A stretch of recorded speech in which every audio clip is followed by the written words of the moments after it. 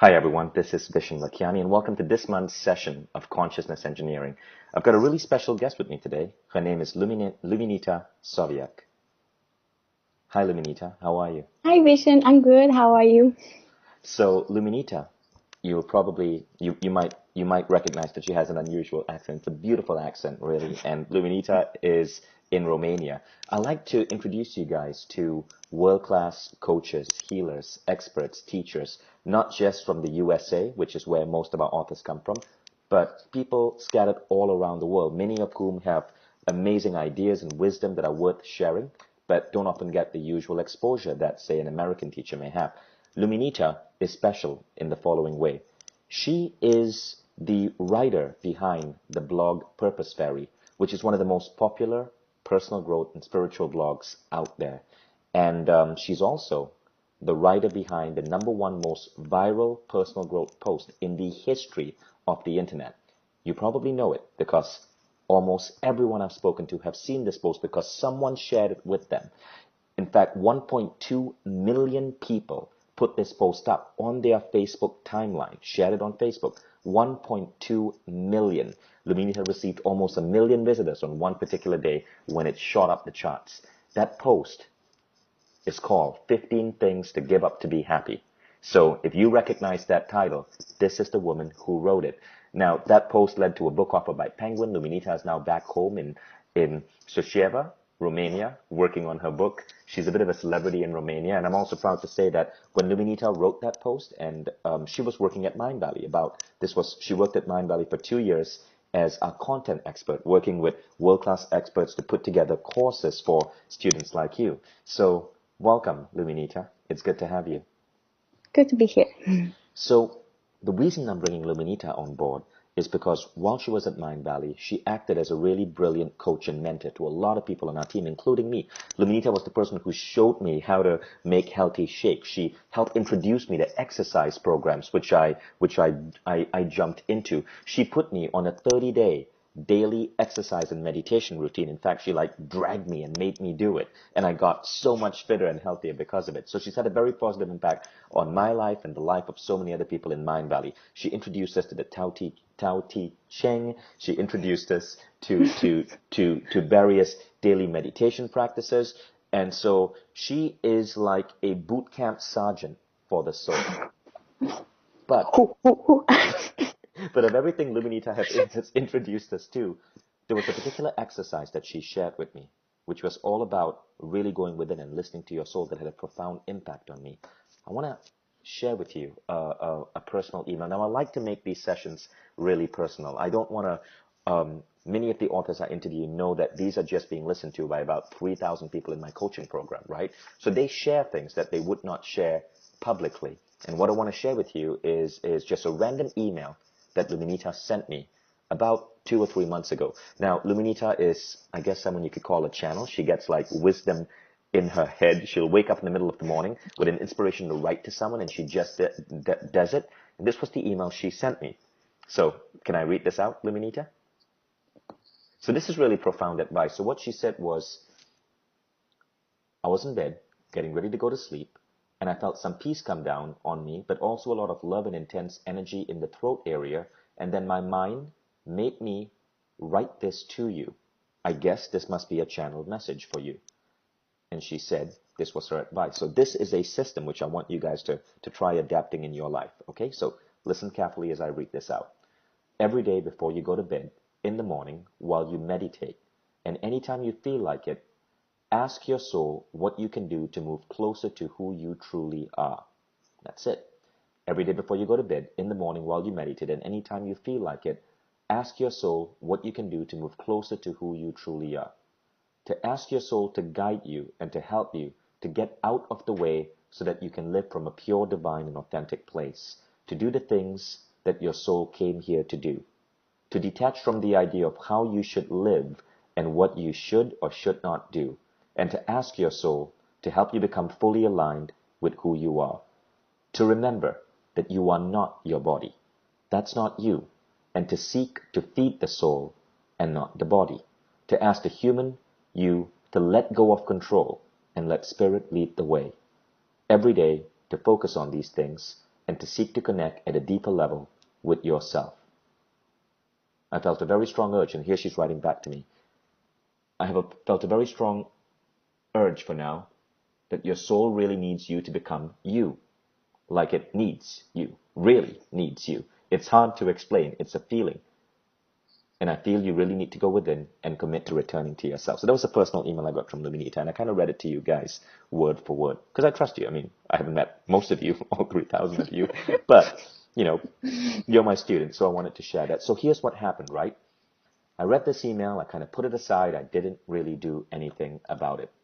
Now, one more thing. The email ended with a quote, and this is a quote by one of Luminita's favorite writers, Neville Goddard, from the book Your Faith is Your Fortune. And the quote goes like this: I am your true self. The I am, meaning your true self, is not interested in man's opinion. All its interest lies in your conviction of yourself. What do you say of the I am within you? Your answer or degree of understanding will determine the place you will occupy in life.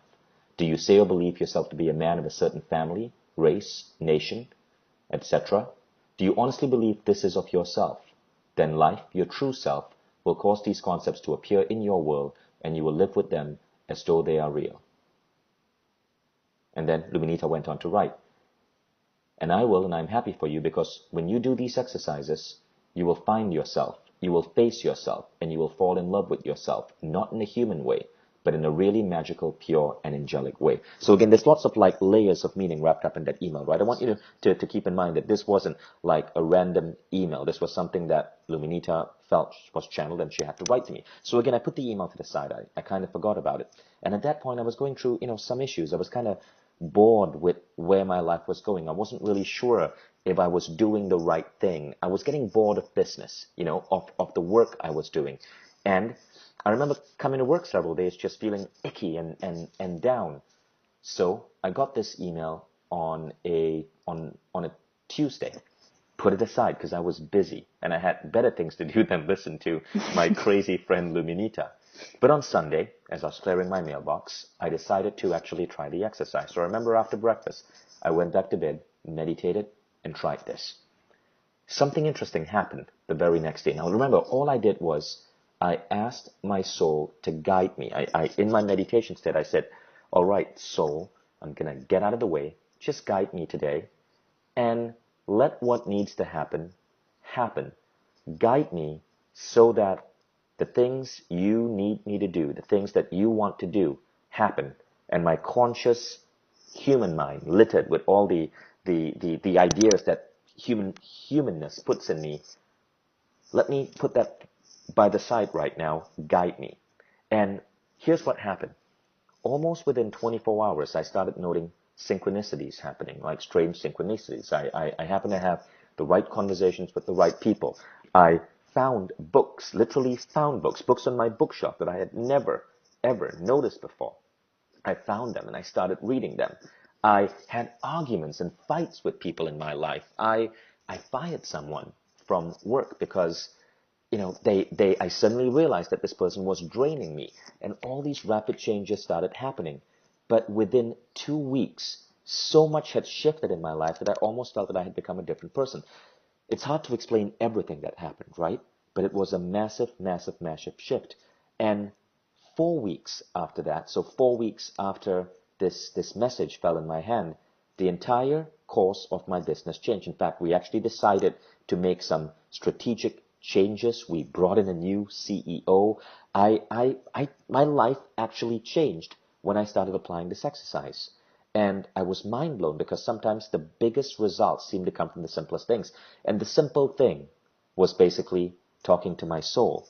So I wanted to share with you, Luminita, what you wrote to me. But now I'd like to ask you, firstly, what made you write this? And why do you think this exercise is so important to people? Or listening to your soul is so important?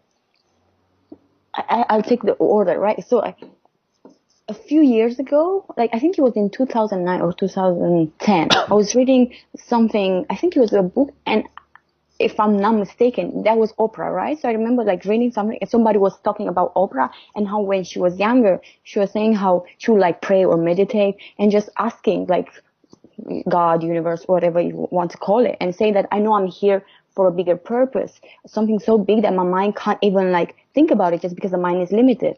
And that's something kind of like got stuck to me. And I started like doing the same thing, right? Kind of like talking to somebody up there, right? And repeating the same things, even though it kind of like felt crazy, right? Because it can be crazy, like, especially if you're just getting started on this path, right? Just talking to unseen with like with who you're talking, right? And then I kind of like saw things changing and shifting. And I mean, maybe Oprah, she was talking to God, universe, but I realized that in time, it kind of like made me kind of connect with myself and just feel like it was the soul, right? Because I believe that the body is just like the machine, right? The vehicle that we need in this world, and that we have a soul, right?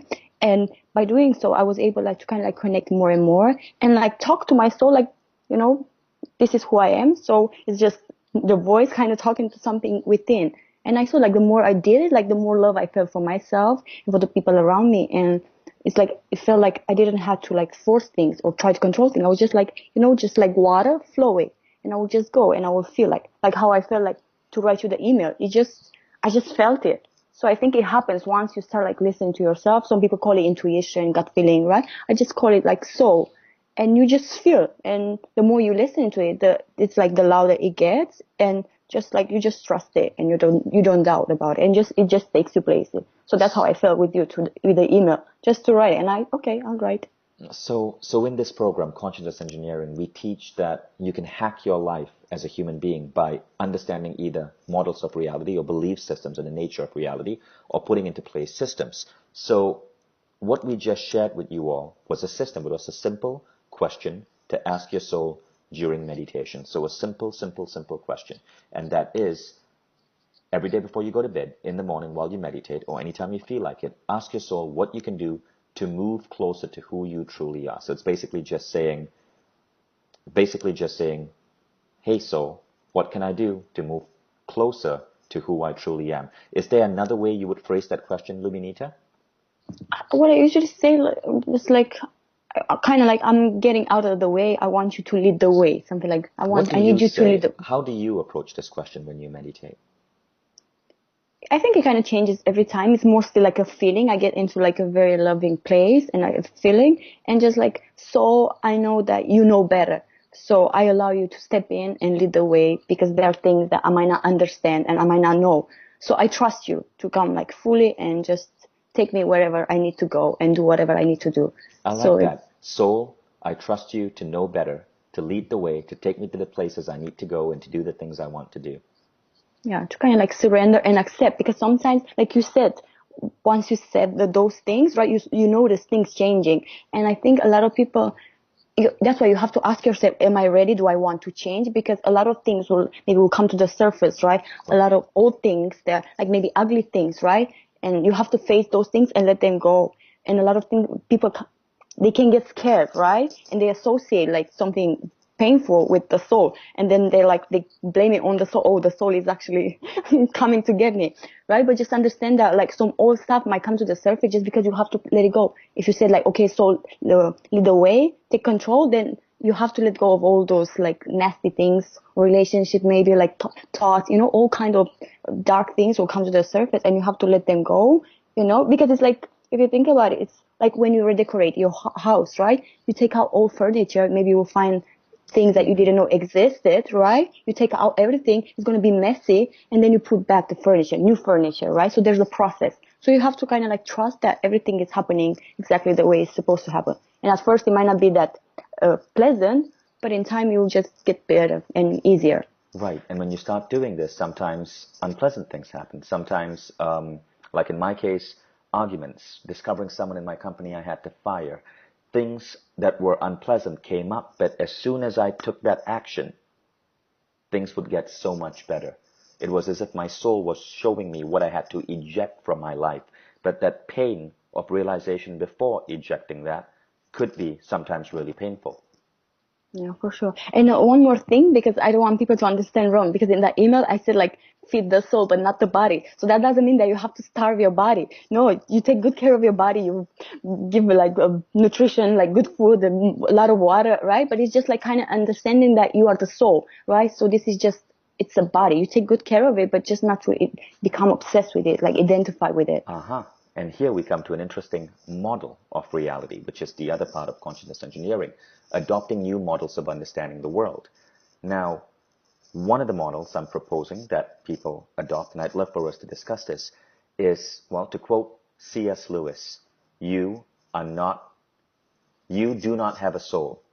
You are a soul. What you I have would, is a yeah, body. You've heard that quote, right? yeah.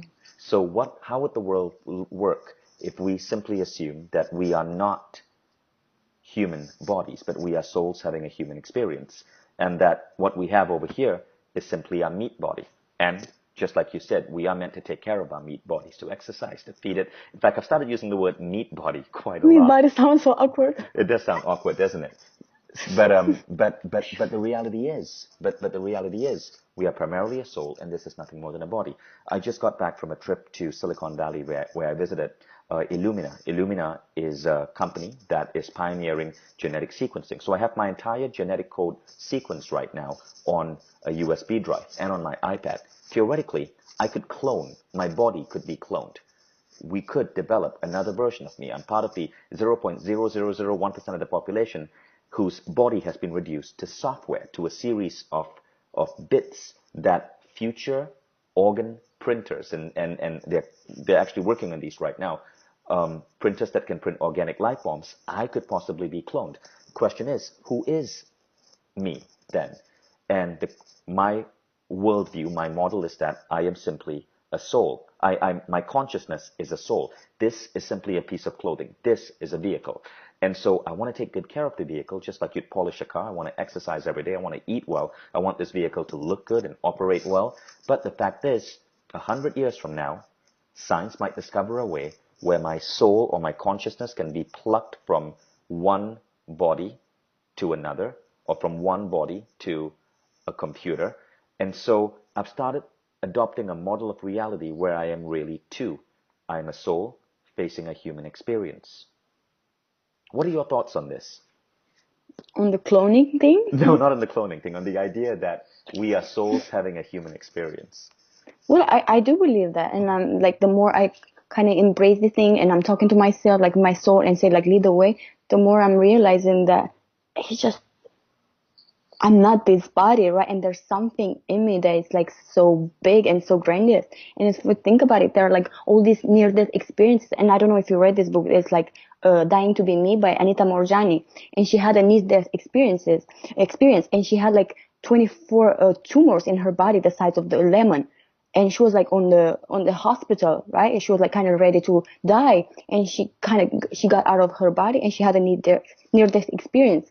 And she was saying how the moment she got out, like she felt like how she was like so big and she couldn't understand how something so enormous could fit in something so small like the body, right? Because we're just so infinite. And there are moments when I feel that it's like, I feel like my soul kind of like wants to get out of my body and just explode because it's, right, it's just trapped in this. But if the soul kind of chose to be here, right, I have to kind of understand and just honor that, right? So I do believe that we're souls in a body and the So, body is just a machine. so, and I found that this model of reality, that we are souls having a human experience, is a really, really, really powerfully empowering model. Because if we are souls having a human experience, and souls are nothing more than particles of God, then we are simply particles of God. And if we are particles of God, then we should be able to have some creative ability over this experience, which leads to the idea that we can shape and bend our reality. Would you agree? Yeah, for sure. And like actually, because if we believe that, you know how you have, it was like Easter, right? And Jesus was, whether you consider it as the Son of God or, you know, I kind of see like as human who kind of reached a level of consciousness like very high, and he was very aware, right? So that's why he managed to perform all those miracles. And he said, even the least among you can do all that I've done and even greater things. So if that's the case, that means we're all capable of doing what Jesus did and even more, right? So it's just because we're like a piece of God. Right? We're like godlike. So, so what? I just want to share a personal experience I had, right? Which also made me believe in this model of reality. I was driving down the road, and I was listening to the song by the Black Eyed Peas, and it was called My Humps. And you know the lyrics, right? My humps. My humps, my humps, my humps. Check it out. Yes. Right. So it was, I had heard the song for the first time, and I was wondering, what the hell is Fergie and will.i.am talking about? But it's really, really, really good. So I was singing along, which is kind of awkward because guys aren't meant to sing that song. And all of a sudden, I hear this voice, and the voice says, "Pay attention to the road." It was really stern, really strict, and I almost felt like there was someone behind me. So what I did was I immediately took my mind off the song and focused on the road. And just then, a truck next to me, somehow there was a car on the next lane. The car slowed down. There was a truck behind it. The truck rear-ended the car. Because the truck was so massive and the force was so great, the car flipped up and landed boom directly in front of me. And my car just had time to brake before avoiding a collision. But what was that voice, and where did that voice come from, and how did that voice save me from an accident? I believe that voice was perhaps my soul, my soul communicating with my conscious mind. So I've started taking listening to that really seriously. Now, if in matters of close shaves, like where I could have killed myself in a car accident, I hear a voice, is that soul also guiding us in day-to-day living? This is what I've started to believe, and I never believed that it would be this influential in our day-to-day living until I started doing that exercise you shared with me. No, because it happens. And, you know, like you said, it's kind of saved your life. And you had, I know you had Sonia Choquette, and she's like very like with intuition, and I really admire her. And it's like true, the more you kind of like work on yourself and you listen to your intuition, your gut feeling, your soul, however you want to call it, it takes care of you. So it's not like you're special than other people. It's just that you're more in tune and connected, right? Because the soul is there to kind of help you. It's like your inner GPS to guide you and to protect you, like from harm, from everything, right? But if you're kind of disconnected, like if you were like, because you're meditating a lot, you're taking good care of yourself, right? If you're not vision that you are, probably it will just hit you because you will not hear that voice, right? You will be too much in your mind and too much noise. So yeah. What are the best books you've read to help us recognize that we are souls having a human experience? I don't know if there's a particular book on the soul because I read a lot, right? So I kind of like extract things from everything. So and I like to kind of like throw myself. It's like you read something, but then throw myself and have the experience in order to understand what those words really mean. So like you said, like Tao Te Ching for me is like my favorite book. It's so simple and like you read the words and a lot of people like they're like it's like you can't really understand the meaning, so that's why you start living it. So I wouldn't, there's not just one book, right? But I'll just say that Wayne Dyer is just like my favorite author, and I do like admire a lot Sonia Choquette, but there's not one book that, you know, just teaches. It's like a combination of a lot of books, and from one to another you kind of like start understanding that, oh, I'm not this body, I'm not my thoughts, you know, and then you do a lot of introspection and like you kind of do your own thing, you search. So for me, kind of like I had to like go within a lot and discover it myself. So maybe one day I'll write a book about the soul and it'll be my favorite book, you know, on the topic. Well, but you mentioned two of your favorite authors, Sonia Choquette, whom we've actually interviewed on this program and is now a Mind Valley published author, and Wayne Dyer. Right, yes. So those are your recommendations. I'd like to share my two recommendations for anyone who would like to adopt this model of reality. And again, if you've studied my work, you know that when I say adopt this model of reality, what I'm suggesting is that this is a belief system that you can experiment with, because nobody really knows what the truth is, right? That's why we have so many different religions. My approach to it is to choose to believe something, but recognize that you can cast away that belief at any time. If the belief leads to good in your life, you hold on to it. If it doesn't, you discard it. I'm suggesting that you try experimenting with adopting the belief system that you are not a human being.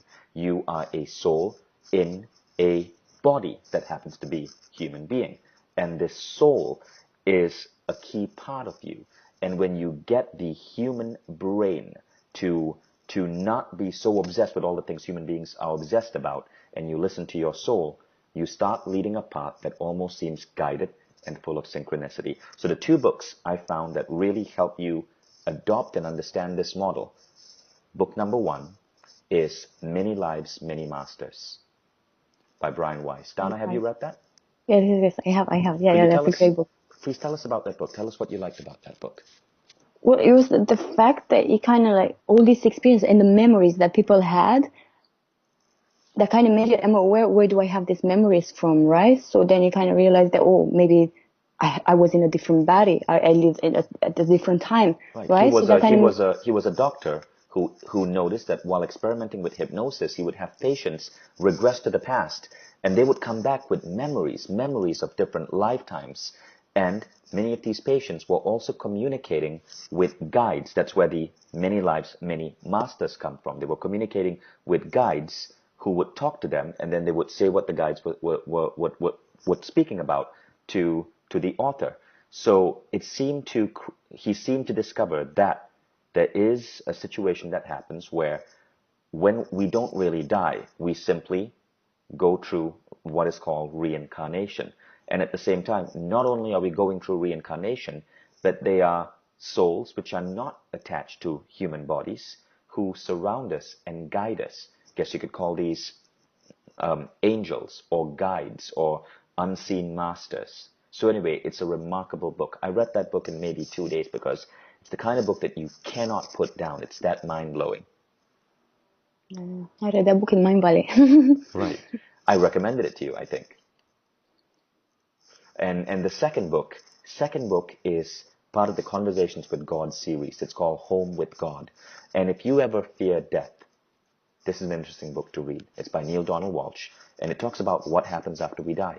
Now, this book has some really interesting ideas, powerful ideas. For example, in one particular aspect of the book, Neale is discussing death with God. And Neale is angry with his mom because his mom died when he was in his early 30s, and he never had a chance to make peace with her. And Neale said, why did my mom... So in the book, God says, we don't die by accident. Everybody chooses the time of their death. Every single person chooses when they want to die. And to the rest of humanity, it'll appear like an accident, or you got shot, or you died of old age, but really, you choose the time you want to die. Now, there is some scientific evidence for this.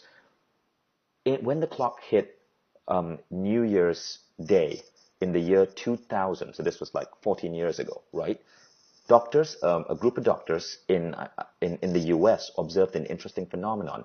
Many patients who were at their deathbed actually stayed alive past the clock hitting 2000 and then seemed to die around the first week of the new year. And the doctors seemed to feel that many patients were actually consciously keeping themselves alive and choosing to die in the new millennium, just so they could see the new millennium. So was there something interesting about us choosing the time of our death? Well, in the book by Neale Donald Walsch, he says that that's true, but it's even wilder than you think. Nobody dies by accident. Everyone dies at a time of their choosing. So, Neale questioned God on this. And I like the books because there's a back and forth between Neale and God. And Neale says, well, what about my mom? I was in my 30s. I was a messed up kid. Why did she leave me? And God goes, actually, she didn't just die when you were 30. She died, and God said something really shocking. She died at least 3 or 4 times. No, in fact, in that book, he's very specific. I think he says 4 times. She died 4 times. Neale goes, what do you mean? God says, she died when you were 17. Then she died when you were 21. Then she died when you were 29. Then she died when you were 30. And Neale goes, no, she died when I was 30. And God goes, no, she died when you were 17. But every time someone dies and their soul emerges, the soul comes to the all that is everything and has a choice. It can choose to stay as a soul, be part of the all that is everything, maybe hang out there in what you human beings call heaven, and then later on get bored and reincarnate, or the soul can decide that they want to go back and continue. And when the soul goes back and continues, it goes back in the body just before the death occurred, and it doesn't realize that it just died. Because if you realize that you just died, well, you're going to have a completely different human experience. So God in the book says Neale's mom actually died 3 times and chose to go back. So don't criticize her for not going back the 4th time. And my God, I mean, wow, what a crazy, mind-blowing concept, right? How many times do you think we've died? I wonder. Well, That time when I was almost rear-ended that car and I heard that voice in my head, pay attention to the road. Did I die, go up to heaven, realize that I wasn't ready, asked to go back into my body so I could become a father, so I could build a company, so I could start Awesomeness Fest? And was that one of those situations that the persona of God in the book speaks about, where my soul chooses to reverse time so I have a second chance? You're Crazy, asking isn't it? me? I'm curious to know your thoughts. My thoughts? Mm-hmm. My thoughts? I don't know. Well, actually, no, I was just, no pressure, Luminita. I was just asking a generic question. Could it be that we have died multiple times and our souls are more powerful than we think? So, those two books and that model of reality is something definitely worth checking out. And you know, it's so interesting what you said, like with the Neil Donald Walsh, with the to come back, right? You're given the choice to come back, and the same, like I read a lot about near-death experiences, and again, like Anita Moorjani in her book says, like how she was like watching her body and she saw everybody crying, and because the moment you step out of your body, you become the soul. You feel the oneness, and she could like feel the pain of her husband who was in India, even though she was in US. She could feel her father, right? Everybody, she could feel the pain of everybody, and she didn't want them to think that she died, right? And she chose to come back. And the interesting thing, she came back, and when she came back, like all the tumors were gone, right? So she had the power to heal her body, and the doctors were like kind of doing all these checkups again to kind of, because they couldn't explain that, right? And then you know how like science then come up with excuses of maybe she was never sick and that. So there are things that science can't explain, right? And the soul experience all these beautiful things. So yeah. Yeah, it is funny. It is funny. I think the souls are really powerful things. You know, my daughter Eve was born 5 months ago, but about 18 months before she was born, I just happened to be hanging out with a psychic in California, just like a regular dude. It was even at a party, and he says, "Hey, you know something? You've got this like young baby girl soul hanging out around your head, and I can sense it. You're going to have a daughter." And 18 months later, around 18 months later, Eve was born. So maybe that not only are our souls like like consciously guiding our life, but they are souls of other people who are meant to be born to us, or maybe deceased grandparents or parents who are with us, guiding us. Taking care of us, yes. So, Luminita, what else do you suggest we do to get closer to our soul? Well, You're really first I good at think this. You're one of the people I know who is just deeply authentic. You know, like you don't really give a damn about humanness in many ways. There's almost a magical quality about you and how you live your life.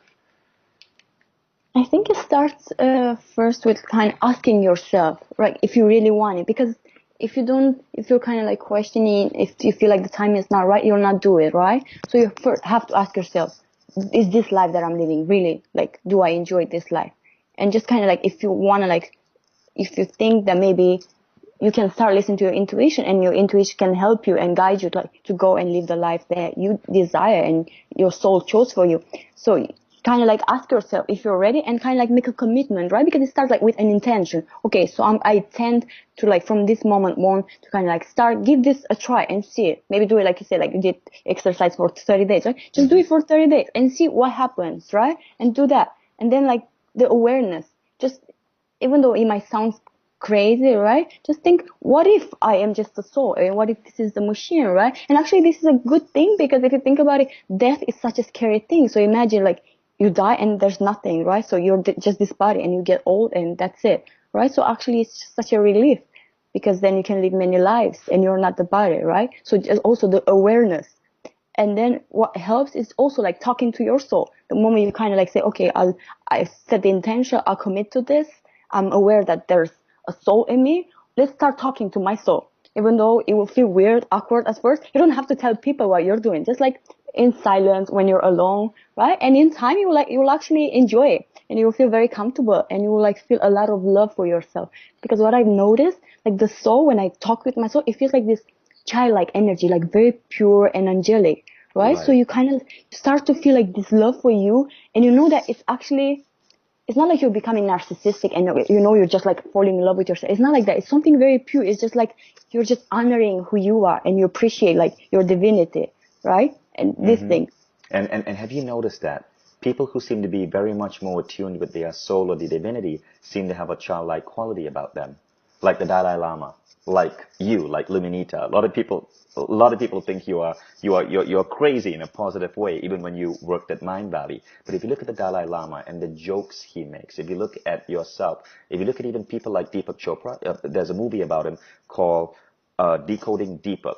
And in the movie, he's just being himself. He's scratching his butt. He's making lewd jokes.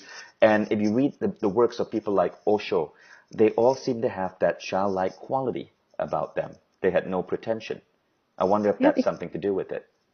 no, because I noticed this thing because I wasn't like that. I mean, it's like you're born, right? You're so, just think of like children, they're so pure, right? And they're so innocent and they just want to play and have fun and they're free and they're using their imagination and they're just like, it's just like the whole world. They just love everything. They love everything, right? And then the parents, they kind of like, no, don't do that, right? And they put all this limitation on them. They kind of tell them how to behave. Hey, you shouldn't do that because people don't do that. You shouldn't be to say that because you have to be nice, right? So that's when they like start covering like the poor kid. And that's how when you become rigid, right? Because I think our true nature, when your soul, like honoring who you are, you're like childlike. And like you said, Dalai Lama, like Wayne Dyer, Eckhart Tolle, these are people who are just like, if you watch them, they're like so funny and they're so playful and don't take themselves serious. And it's beautiful. So it's kind of like you're returning back to yourself, like to the moment like who you were when you were born, pure, innocent, and like free life. So here's the question. If we are trying to lead a life guided by our souls, what is it that the soul truly wants? What is it that the soul truly wants? I think I think it's just kind of being yourself fully. So you are born, like maybe the soul in that moment knows who it is, but then the trick is to remember because if you look around you, it's like we're just like zombies. People are on autopilot. Everybody's like, okay, so you're like, what age you are? At a certain age, like you have checklist. Okay, I have to go to school now. I have to go to college. Now I have to start dating. I have to get married. I have to get a job. I have to retire, right? So it's just like, so everybody's Right. like, it's a zombie, so we're on autopilot. So I think the soul wants you to kind of like peel off all these things, all the excuses, or like you need to control the labels, the attachment to your body, and all the ideas that who you are is just what you do and what you have, your friends, and how you look, and just kind of to return to yourself.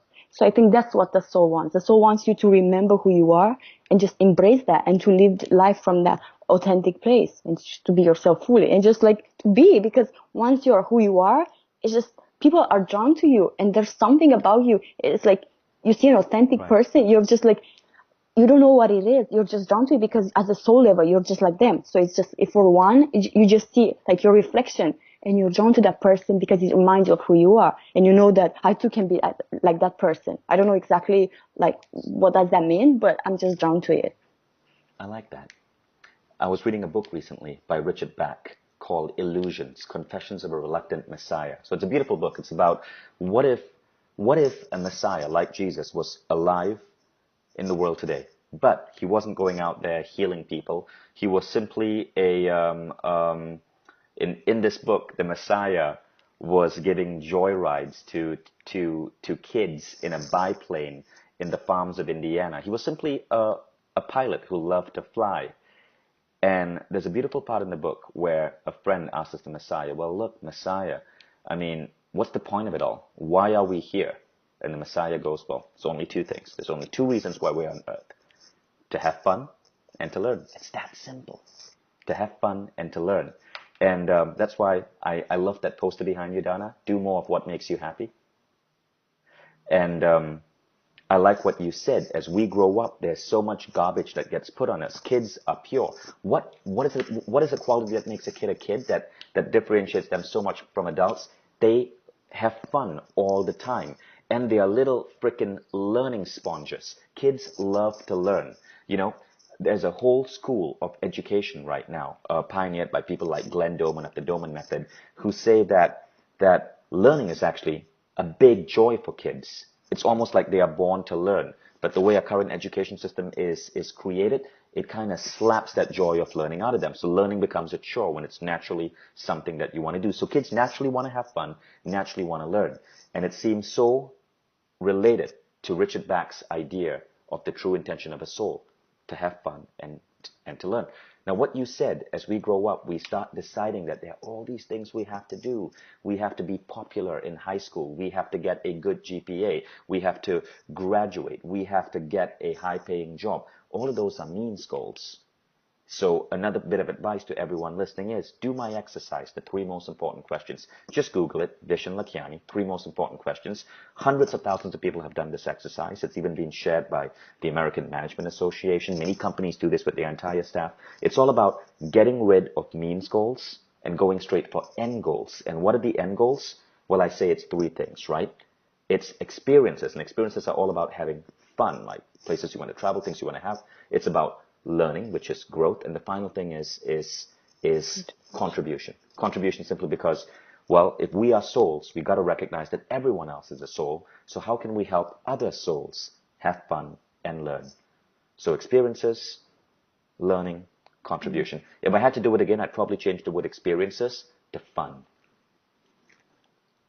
And like to continue, because I was like kind of like saying things of how to kind of get connected with your soul. You also be like taking time to be quiet, right? Because this is so important, because we have like so many things to do and you get busy. It's like, I'm so busy, but just like kind of like, yeah, but what are you busy with? You just have a bunch of things that you have to do. And at the end of the day, you just feel depleted and you haven't done anything meaningful. So kind of like step back, just put like 5 minutes a day. If you're like very busy, like 10 would be like perfect, like 30 minutes, to kind of like meditate, go outside in nature. I noticed like for me it's so important because I write a lot, right? So it was like the weather wasn't very nice, so I would sit in the house and I feel like very moody. So once I'm outside, I just feel like I'm rejuvenated. I just feel so good because you connect to nature, because we're like part of nature, we're one with nature, right? So it's so important just taking time to meditate, to contemplate, and kind of like think, what is it that I want, and just daydream, right? Just daydream about this thing. And like you said, it like the difference between the soul and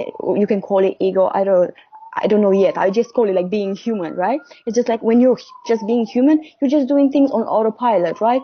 In like habits. You just wake up, do the same things over and over again, right?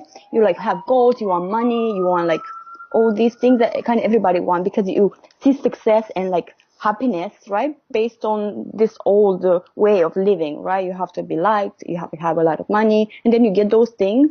And what? You kind of like feel there's no essence in it, right? So the soul kind of wants to experience life and to do new things, to have fun and just to be playful. And the soul understands that it's not like, because like a lot of people are very competitive. It's not about the competition, right? It's just understanding that every soul is here to contribute to something. And you, by embracing who you are fully, you will not be interested in being better than anybody else, just because you're going to be so busy with improving yourself and just like removing all those layers and then just enjoying life, right? And just know that it's not a competition, and always seeking to be better than you were yesterday, and just like, okay, what am I today? Have I learned something new? Am I better than yesterday? If not, okay, how can I improve this? What can I learn?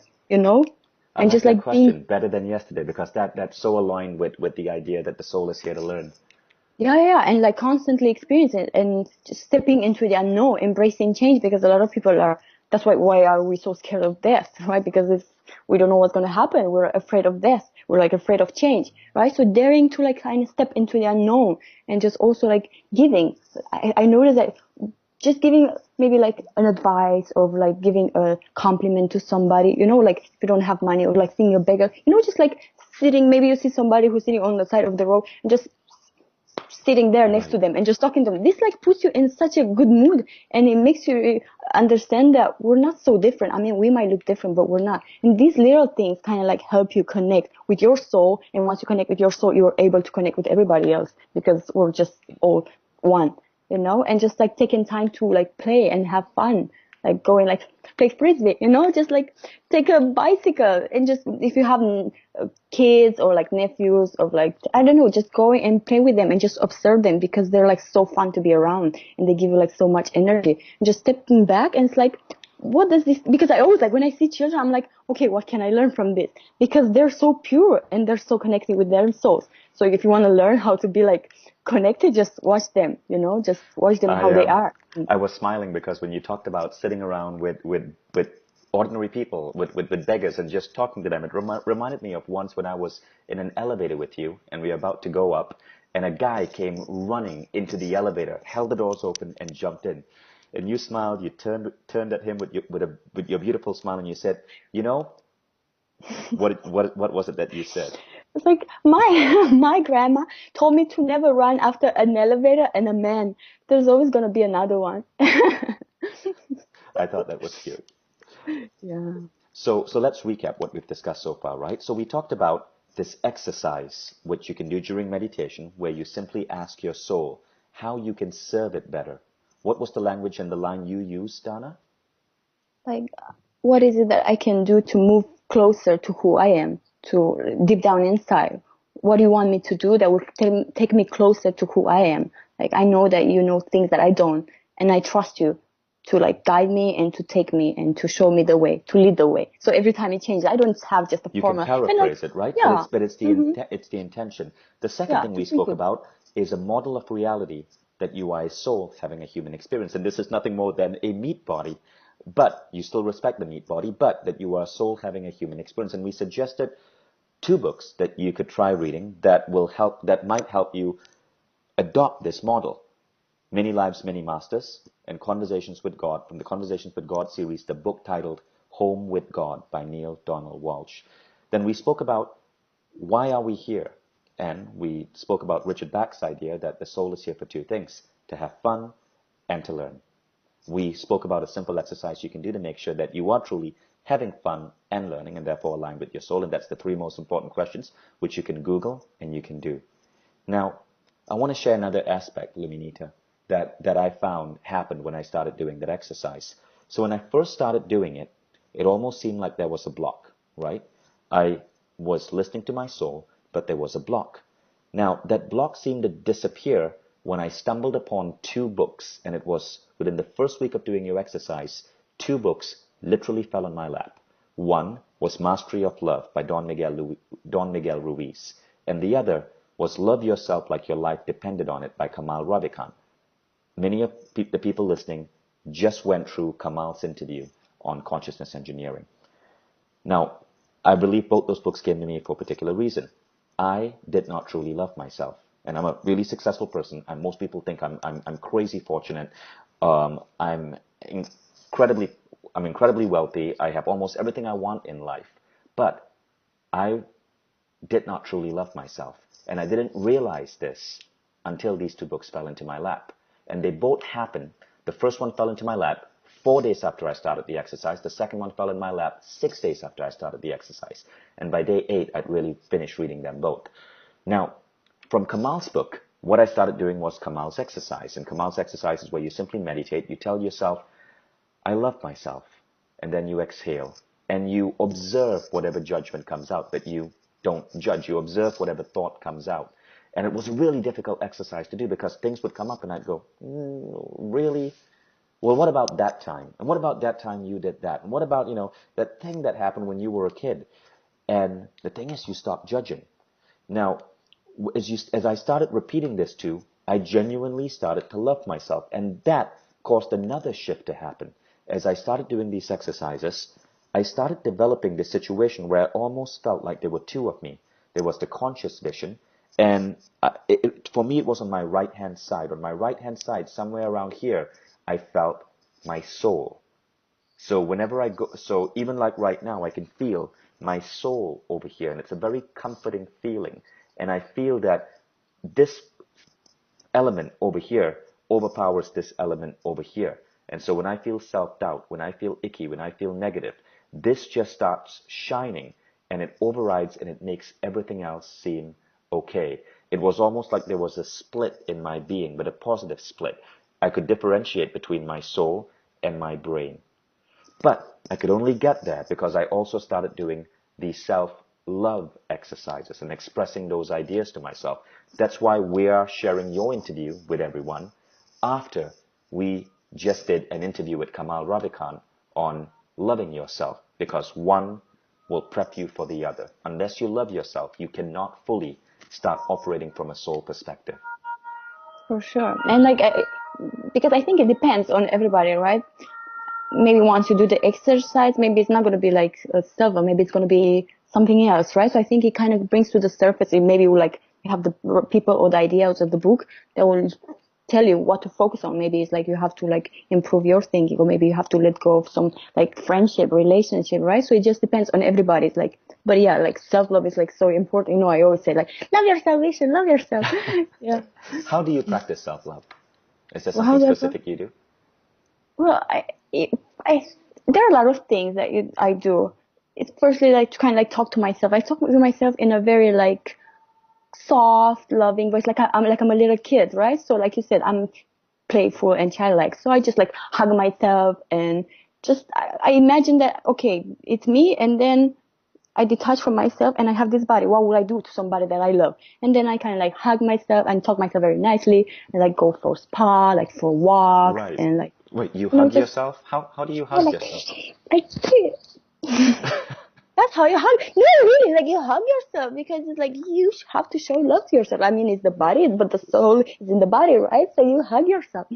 So That's cool. I want to try that. Well, that's yeah, good. That's yeah, good. because I like somebody the it's feeling of that. like you look for hugs from other people, but it's just you can hug yourself and Yeah, and love yourself. I love the exercise that Kamal describes in his book, where you look in the mirror, you look at one eye, and you tell yourself how much you're in love with yourself. Yeah, make sure you don't do it like in a narcissistic way. I love you. Do it very soft, not egocentric, not narcissistic, but like very soft. Understand that it's not, you know, because they can do like, I love myself, you know, not like that. So, we have about 8 minutes left. We've actually been speaking for about 51 minutes right now, almost going to 52 minutes. We have about 8 minutes left. Do you have any closing ideas or suggestions or exercises that you can share with people? I would like to say, because I didn't say everything, so I have the list of things that to connect with your soul and get close to you, who you are. So I studied, but I didn't say all, okay, because we're like kind of like going back and forth. So I would like to say that. Yes, please, let's do it. And we can go Okay. longer. We can actually go longer than 8 minutes because you have a long list. Go on. Okay. So like first it will be to kind of like ask yourself if you're ready for this. And if you are, to kind of like make an intention. And I think it helps like if you actually can write like I and put your name, you know, and just write what is it that I commit to doing this and this and that. And just like maybe put it on the fridge, because that way, you know, out of sight, out of mind. And that actually helps. Like every morning when you wake up and you go to eat, you just open the fridge and it reminds you, right? So it gets stuck in your mind. And then being in the awareness, right? Kind of like embracing this idea that I'm not my body, right? The body is my vehicle. I'll take very good care of it because, right, it's like my home, right? So in order for you to feel good in your own home, you make sure that it's like cozy. You have your body, taking very good care of your body. Number three would be like taking the time to talk to your soul and just to get curious in who you really are. And because the more you do this, the more you will get this feeling that there's there's something magical about you, right? And the more love you start to have for yourself. And how do you do that? You just like kind of like ask questions. You just ask yourself questions, because the soul in time will answer to feelings, through like hinges, like, you know, to thoughts, right? So take the time to do that and to build a friendship with you have with your soul. So just maybe like get into the habit of looking at your soul at a different, like a person, right? And just taking the time to build a friendship with your soul. And whatever you will do, like to gain somebody's like love and appreciation, just do that for your soul. Number four would be like taking time to be quiet. Just go outside in nature, like walk barefoot on the grass, and just like lay on the grass and just look at the trees, observe the birds. It's like an interesting thing. I was reading about Da Vinci, and he said that he was fascinated by nature. He would just sit hours and just look at the water, you know, like at the river, and look at the birds, the trees, simply because there's magic. And if you sit in nature, you actually like, it's like nature has secret to teach you, and just like take a time to do that. Like take time to contemplate, to meditate, you know, just to like get in touch with who you are.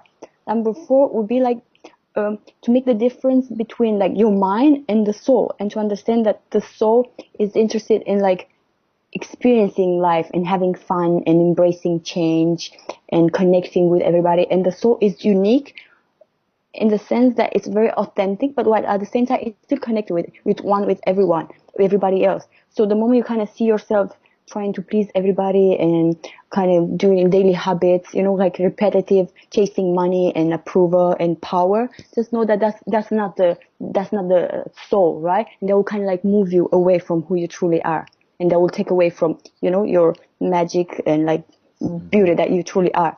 5 would be like 6. Like this is 6. Okay, playfulness, taking time to like be playful and like spend time with like kids and just observing them, watching them, but not in a creepy way, hopefully. No, but just like what like learn from them, because they're like so free and just like and no, because you have to explain so Right. people won't get the wrong impression here. Just like going outside and not being so serious, because people, they kind of take themselves too serious. So not taking life so serious. And then we'll be like embracing who you are fully, not being afraid to express yourself and to communicate the way you want to communicate and to dress, because people, they want to like be like everybody else. Don't, like the moment you kind of see yourself like kind of trying to dress like everybody else and going where everybody goes, like step back, like, oh, where are they going? It's probably they don't have any idea where is it that they're going, right? And then using your imagination, learning to use your imagination, because like Einstein said, like imagination, it's infinite. Like not a lot, knowledge is limited, right? So just taking time to use your imagination and daydream, like about how is it that you would like your life to look like if there were no limits to who you could be, to who you could achieve, right? And just like kind of like play pretend. So the last 2 will be like just letting go, because I think one of the reasons why that article was so big is because at the soul level, right? It's like the soul recognized that once I let go of all these things, I'm able to return to myself, right? Because it's like, so letting go of like control, the need to control other people, to criticize them, letting go of the past, because it's like identification with the past is like what keeps us like, from advancing and creating our life from a place of infinite possibilities. Because if you're just present in the now, right? You don't have any past. So anything and everything is possible. And just like letting go of whatever it is that is holding you back. If there are friendship that are holding you back, and if it's happening for too long, just like having the courage to kind of let them go, so you can advance. And Luminita, you've got a beautiful story behind this, because you've actually gone through a really crazy past in Romania, stuff that in some ways was horrifying, and you shared that story at Awesomeness Fest, and you're sharing it in your new book with Penguin. Now, if I just want to throw this out there, if any of you want to hear Luminita's story of her past, please Google. It's on the Mindvalley Academy blog.